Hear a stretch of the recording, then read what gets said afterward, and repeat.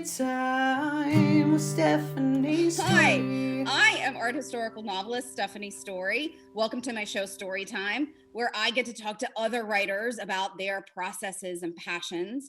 My guest today is a fabulous best-selling novelist. She's written books like The Neighbors, Her Secret Son, Sister Dear, but her newest is out just in May 2021, and it's called You Will Remember Me, and I'm so looking forward to talking to her about this book. Welcome to the show, Hannah Mary McKinnon. Thank you, Stephanie. It's a pleasure to be here. Thank you very much for inviting me. Absolutely. Okay, but first, I have a bone to pick with you because this is where I am in your book. I had to stop reading it to come talk to you. And while I am sure you are lovely, the plot of this book is making me go, but I gotta know what happened. Oh, excellent. It's just one of those page turner things that you just don't want to put down. So while I will try to focus on this conversation with you, the truth is my brain is with Lily and Jack and all of these people. Okay, so I had to start there. I love that. That has to be what you're aiming. I mean, that's the kind of stuff you write. That has to be what you're aiming for. You're aiming for the page turner stuff.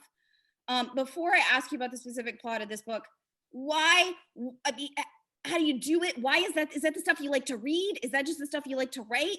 Like that, I mean, it's really quite suspenseful. Oh, thank you very much. I think it's a combination. I love writing suspense. I started off, my very first book was a rom-com, and then I moved over to the dark side of suspense, and I love it. I love that genre. I read it all the time, not exclusively, but I do read it. And my editor once told me, she said, when you get to the end of a chapter, make sure you give the reader a reason to turn the page, or preferably to not put the book down at all, you know, or one or both. So that's really what I try and aim for each time I finish a chapter, because I like that too, that feeling of, you know, lying in bed as a kid and just one more chapter and then one eye's closing and then the other one's closing, you're fighting it. I love that. So I hope that's something I can convey to my readers.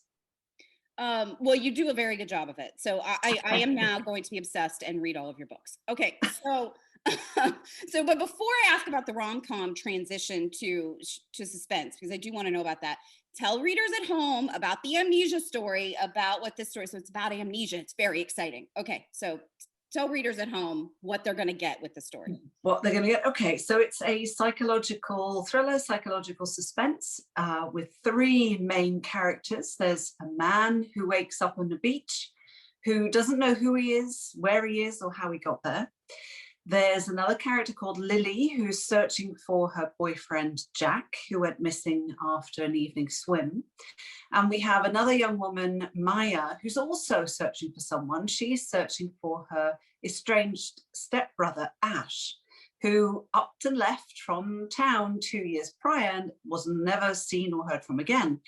But the question is the man from the beach with amnesia Jack, Ash, neither, or both? Right? That's the thing. Okay, so I have long had this like weird obsession with like amnesia stories. I find them fascinating. Mm-hmm. And I've never like figured out or drilled down into why I find them fascinating. Why did you find it fascinating enough to write a book about that topic? Like, you have to have thought about why amnesia is compelling, why those identity questions are compelling to people, why it was so compelling to you. I say this often, but for watchers at home, writing a book does not just happen overnight. You have to really commit to a project and put a lot of your time and energy in. So what was it about amnesia stories that you found compelling enough to write a book about? And also, why are they so compelling to people, do you think? Well, the inspiration for the book came from a true life story or event. So a gentleman from Toronto went missing from a ski hill on Lake Placid. He just disappeared one day, and multiple searches, they couldn't find him. They feared the worst, that basically he had fallen and broken something and couldn't move, or had died or was going to die and would perish basically on the mountain.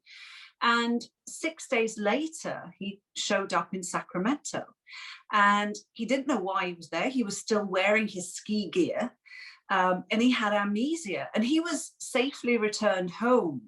And his wife obviously was overjoyed because everybody thought he had perished. And I thought that was so incredibly interesting, because we are our history, we are our past. So if that is gone, we have no more anchor. We don't know who we are anymore. And people might tell us, oh, Hannah, you write books. Do I? I don't remember. That must be so disconcerting, such a struggle to believe what people tell you about you, things that you should know. So I found that really terrifying, not just the situation of, what am I doing in Sacramento with my ski gear on and who am I? Or in the book, I'm on a beach in my swim shorts, who am I? But also everything that goes on from there when you meet people and they say, I know you, I know who you are. What if they don't? And what if, as is in the book, they don't necessarily have your best interests at heart? Because you wouldn't know.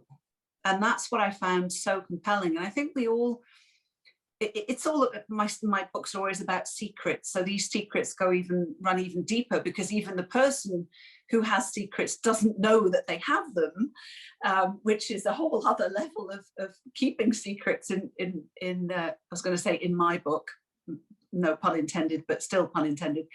And I think we all want to belong somehow to somewhere, to something, and it would just be so strange to be so discombobulated, rudderless. Basically, you don't know who you are, where you're from. You have to believe what people tell you.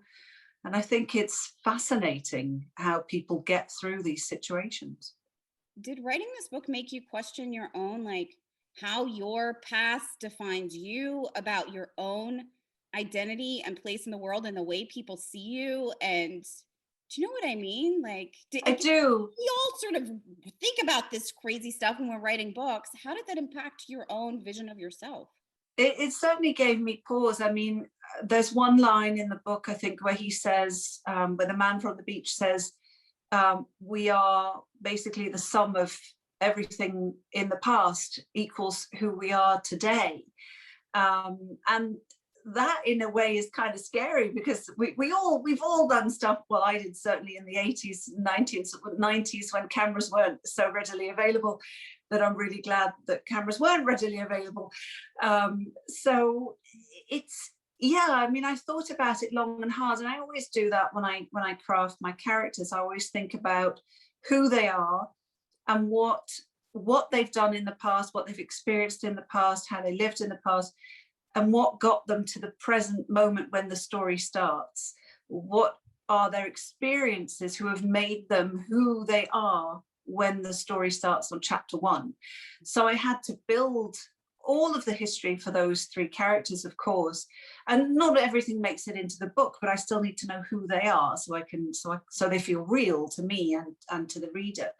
But the difference was that with the man from the beach, I couldn't tell him his history. He was not allowed to know, because he had amnesia. A secret from him, right? You couldn't tell. It's like sometimes I send my characters to therapy or something to find out about them. You couldn't do that with him because he couldn't really answer.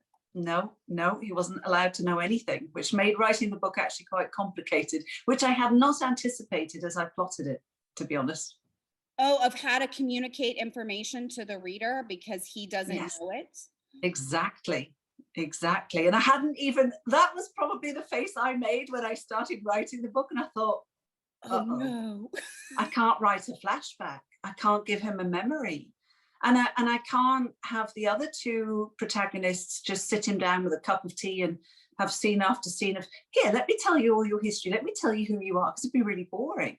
So that was really, really tricky. It was something that I hadn't honestly thought about. I just thought, he's going to have amnesia. No big deal. And it was. Okay. Was that a good, because I sort of love when I find those challenges, even though they are daunting and you go, oh no, how am I going to do, what hole did I dig myself into this time? but did you end up enjoying that challenge of having to paint inside of those lines, or was it like, I am never doing that to myself ever again? I would say, I've been saying that basically the amnesia protagonist, because that's the thing, I made it really difficult because it's a point of view character with amnesia. If it's a secondary character, it's probably easier. I also have a linear timeline. So it wasn't say in A Dark, Dark Wood, the excellent book by Ruth Ware. She has past, present, so a non-linear timeline. So you get to backfill the character's past with chapters set in the past. And I didn't do that. I didn't have a diary as in S.J. Watson's book. So for whatever reason, because it didn't fit the story, I made it really difficult for myself. Instead of using tried and tested methodologies by these author giants, I thought, no, I'm not going to do that. I'm going to do my own thing. And I think it's author achievement unlocked. I'm not going to write another amnesia thriller, probably. I don't think so, not for a while anyway. So it was I don't know if you go through a love-hate relationship with your manuscripts as well, where at the beginning you think, this is the best thing I've ever written. And then slowly it becomes the worst thing you've ever written, and it all smells and it's terrible. And then maybe you come out the other side with a lot of editing and polishing and all the rest of it. And I was in that low for a while. And I remember saying to my husband, this book, my editor's going to hate it. It's just not working. I don't know how to fix it. It's awful. I hate it. I'm going to set fire to the whole thing. And when I sent it to my editor, I said to her, there's stuff wrong with it, but I need your help because I can't see it anymore. I'm too close to it. And I'm really happy, really happy with the final story, with the final version, but the first draft, no. Well, the first draft of a lot of stuff is terrible, but yes. I bet this was legitimately complicated. I will tell you, so far you have pulled it off beautifully, and I am just wanting to know what happened. And I actually sort of love the mystery that I've no idea and he has no idea. Like, that all really works well. But you are right, that is a complication I would not have intended on giving myself as a writer. Okay, so you mentioned earlier that you started as your first published book was a rom-com. Yes. Now, was that your first book or your first published book? So it was the first thing you've written. And so had you been in like a rom-com world before? And then what makes you switch to suspense? Because those things seem like very different genres. Maybe they're not. Maybe there's more in common than I think, and you can tell me. But what kind of transition was that? So it was the first book I'd ever written. So Time After Time, it's called the first book I'd written and the first one that was published. So I had a long career in IT recruitment before. And when we moved to Canada, I started up a company here, which failed. And that prompted me to make a choice. I was at a crossroads, either go corporate still or choose something else, do something else. And so I did. I decided to write a book because, how hard could it be? Very, as it turns out. So I had an idea for this rom-com, and I think it was a combination of the fact that I'd read a lot of rom-com. I used to read a lot of thrillers up to about the age of 24. And then I lost someone very close to me, very tragic, very violent circumstances. And that put me off. I would always read. I needed things to work out at the end, and rom-coms were my thing. And I wrote this first one, Time After Time, really quickly, and I enjoyed the book. It was fun. But when I started writing my second one, the characters were darker, grittier, more complex. They were not wanting to go down a rom-com-y type road. And so at this point, I wasn't really plotting much. I was more of a plantser. I was in the middle between plotting and pantsing.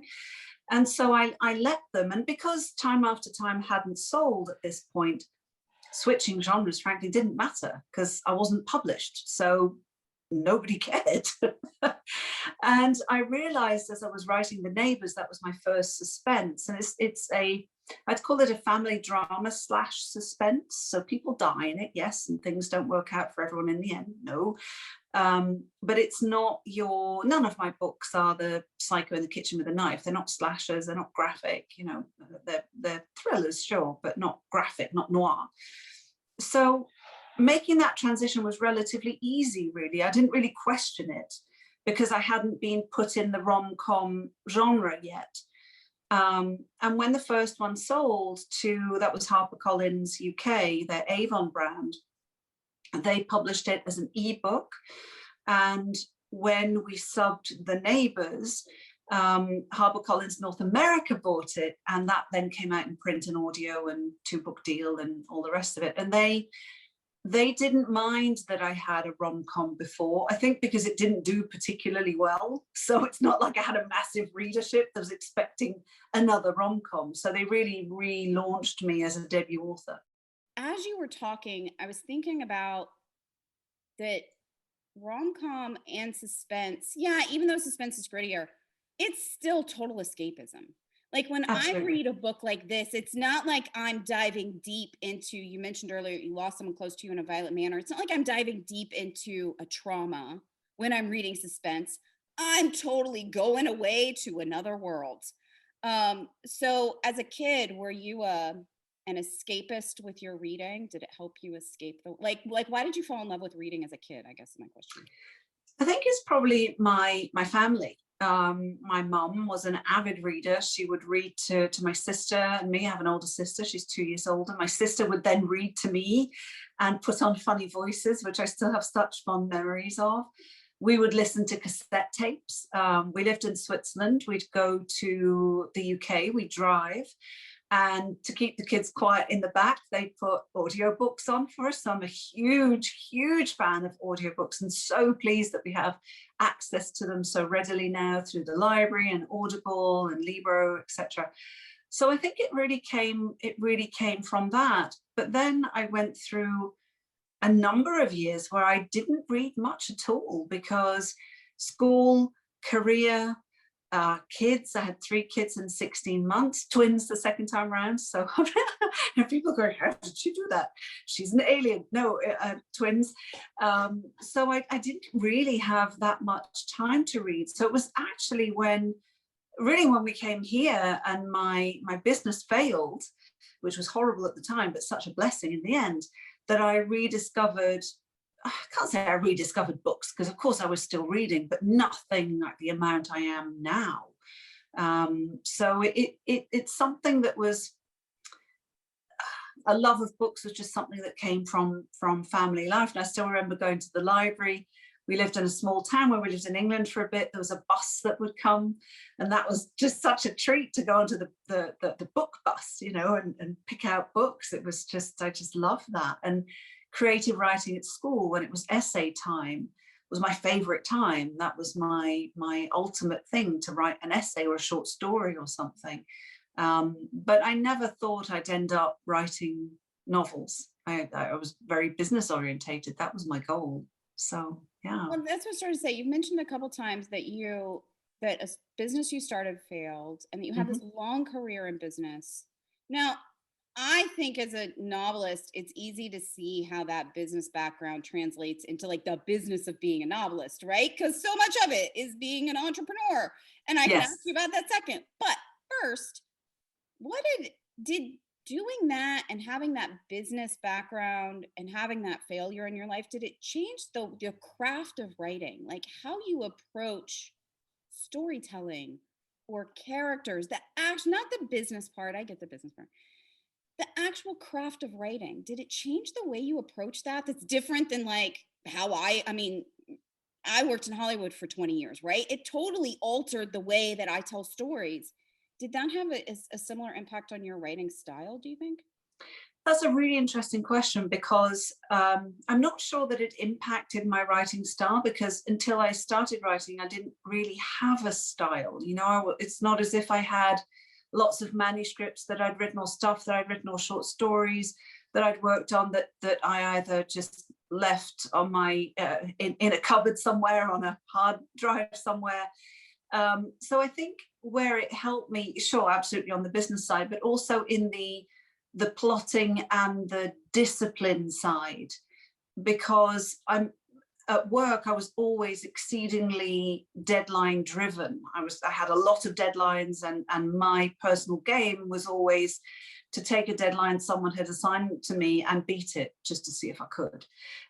Not for them, but just for me. You know, my competition was me, whether, okay, so your deadline's May 25th. Let's see if you can do this on by May 20th. And let's see. That's just how I'm wired. It's really weird. I'm not competitive with other people, you know, in sports and stuff. I really don't care. But with myself, to see, oh, can this book be better than the last one? Will it do better than the last one? My competition is me. So which is kind of nice, really. So I'm not in competition with anyone else. So in terms of structuring the novel and breaking it down and thinking, okay, so I need to hand my manuscript in by the end of January. Let's reverse engineer how I'm going to do that and how I'm going to get there. That the business side, my business experience has definitely helped. But otherwise, in terms of writing, I mean, not unless you consider writing corporate newsletters worthy of much. They were always funny. Hey, you get your writing experience wherever you get it. Okay, but I do have to ask. So you said you're not really competitive with other people, but you are competitive with yourself. Mm-hmm. And you said you're always thinking, is this book going to do better than the last? Mm-hmm. Is it more important to you that the book sell better, like get more audience members, like it sells better, like it does better in those sort of metrics? Mm-hmm. Or that you look at the craft of the book and you go, oh, but I grew here. Oh, but I did this better. Or like, are you pushing yourself equally in both of those categories, or does one sort of weigh heavier on you? I think equally. So my third book, but my second suspense novel, Her Secret Son, is one of my favorites, and it's sold the least. But I think that's the in terms of character development and the growth from Time After Time to The Neighbors to Her Secret Son, I think there was a big jump personally. Although it didn't, in terms of sales numbers, it didn't do as well, but it was very satisfying to write. So I think it's a combination, really.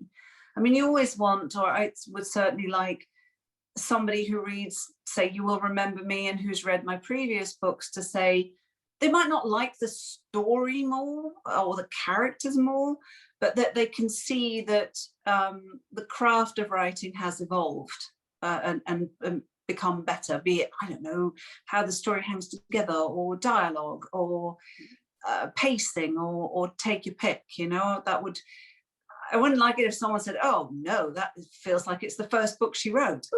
Ooh. Oh yeah, no, that would be an awful feeling. Don't say that, boys and girls at home. Exactly. Do not tell your favorite author that. They will not like it. Okay, one other thing that you do aside from the book writing is you have this podcast, and it's First Chapter Fun, right? Yes. Where yes. you and fellow writer read the opening chapter of a book and you talk about it. Okay, I am obsessed with opening moments and opening sentences and opening chapters and how they set up the whole book and how important they are for tone and how difficult they are to write. I can kill myself and go into a spiral over opening chapters, going, wait, but I know what the rest of the story is, fine, but how am I going to get in? So I'll start with why the focus on opening chapters for you personally as a writer and a reader. Where does that interest come from in those opening moments? So nowadays you have very little time, I think, especially in suspense, to grab and hook a reader. And I know that for me as well, if I open up a book, I want to be hooked almost immediately. And I think it used to be, well, you have to hook them within the first 50 pages. Not anymore. If it's the first chapter, really, and sometimes it's even the first page, 280 characters, for goodness sake. So I love creating an opening for the chapters or for the books, And you will remember he was very distinct. It was this guy waking up on a beach and he doesn't know who he is. Okay, I've got that hook. With Sister Dear, last year's book, I actually moved the second or third last chapter to the beginning. So it opens at almost very close to the end, and you know someone has died, but you don't know who or how or why. And then it goes back, the next chapter is 15 months earlier, and it takes you through then linear to what actually happened. And that was quite deliberate, because the original first chapter in Sister Dear, which is now chapter 2, just I didn't feel was hooky enough, even though it has a hook in it. A woman, and you know, this isn't a spoiler, at the end of the second chapter, she finds out that her biological dad isn't, who she thinks is her father is not her biological father, which, goodness me, I didn't feel that was hooky enough. So we moved the chapters around. And first chapter fun, which is twice a week, every Tuesday and Thursday on Instagram and Facebook Live, that came about because of the pandemic. I had a book coming out it was Sister Dear in May 2020, a year ago. And I was collectively with about 14 other authors, we were freaking out on Facebook Messenger, figuring out or trying to figure out what's this going to look like. All our events were being cancelled. We had book launches with no launches. And I said, semi-jokingly, what if I read the first chapter of your books to kind of tease readers live? And what was supposed to be a 6-week project-ish is still going. I teamed up with fellow crime author Hank Philippi Ryan, and we read twice a week, and we have reads scheduled into January, which is nuts and brilliant. And not our books, I hasten to add. Yeah, no, I mean, that's where this came from. I was like, this came out in April, on April 7th, as the world went. Right. Like, what am I going to do? I'm like, well, I guess I can help my other author friends promote their work. So here we are, all of these. Exactly. But isn't that the great thing? And I don't know if you experienced the same, but one of the biggest surprises for me of the writing community was the writing community. Right. The generosity and the friendship and the support that I'd never, like nothing I've ever experienced before. Was that the same for you? Yeah, I agree. I think the writing community was really strong through all of that, and everybody sort of jumped in and went, well, I can do this, and I can do this, and I can read a first chapter, and I'll do this event, and sure, I'll host this thing for you. Everybody, and we're all such introverted people that sort of surprising that there was this huge community, and I love that. So I love it that's where that came from. But after reading out loud live so many opening chapters over the last over a year, what have you learned about opening moments and opening chapters that the rest of us should know about those opening moments? What makes a good one? What makes a bad one? I found that generally about 6 pages is a good length for a first chapter, 5 to 6, which I think is just under 2,000 words, so quite short, and something with a what the heck just happened ending. This morning I read Pam Jenoff's The Woman with the Blue Star, historical fiction, and I read the prologue, which was I think 4.5 pages, and I mean, she's a phenomenal author anyway. She's just fantastic. But the hook at the end was just incredible, and it almost read like a thriller, really, because that's what you expect in a thriller. But in this historical fiction, it's this woman who is looking. She's in Krakow, and she looks. She goes to the square. She's looking for someone. She walks up to the woman, and the last line is, "The woman in front of me is not who I expected to see at all." And you're just thinking, what? Why? Who is she? What's going on? There's all this build up to this moment of her meeting this woman who she's gone to see, and it's not the woman she was expecting. And what now? And the comments were coming in thick and fast. No, don't stop reading now. What happens next? Who is this one? Because we need to know. So I think I think in any genre, really, what I've noticed more and more with these first chapters is frankly that big hook, and the quicker you can get to it, probably the better. Right? Oh, it's such a lesson for everybody writing. I mean, I know I write historical fiction too, but I steal from you suspense writers all the time. I'm like, they know how to hook a reader and keep people not wanting to go to bed. They do it really well. I'm also a Hollywood person. Like, I steal from you guys all the time on that stuff. Borrow. You don't steal, you borrow. I do. I borrow with love, and I love you for it, because I do. I read thrillers and suspense in order to figure out how to keep the story moving and how to keep people hooked.